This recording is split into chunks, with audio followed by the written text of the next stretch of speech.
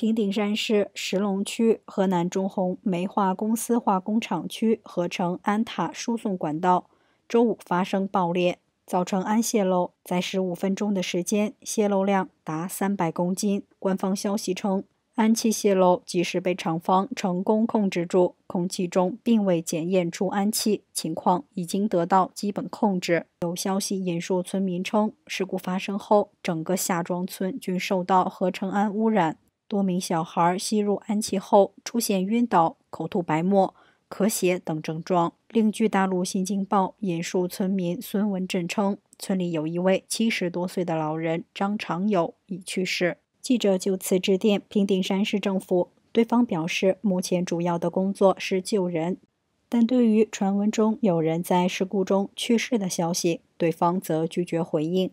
咱们这个市政府，包括这个石龙区政府，对这个事情都很重视。特别在早晨的一段时间，有很多群众反映这些问题。首要保护人身安全的情况下，对于自己的财产可以做好记录，给这个当地政府做好这个反映，人家进行调查了。后期处置工作到时候肯定会先把人员救助这块进行安排好。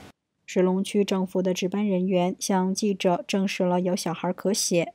这个情况现在在那个情况报告里边应该有。送往医院了都，市里领导包括区里领导，从事故发生以后到现在一直都在现场做好那个抢险救援工作。他们在现场吗？他们不怕氨气泄露吗？6点45的时候已经被那个厂方控制了，环保局的时候已经对那个周围进行监测，区里边就没有查出来，就空气中没检测出氨气的含量，已经检测完了。那现在村民可不可以就是回去居住呢？这个我还不太分了6个小组，现在专门有那个后期处置这种小组。他怎么能把工厂建在离民居这么近的地方呢？这些话题我也不也就涉及领导这里他们决策了，我们也不知道。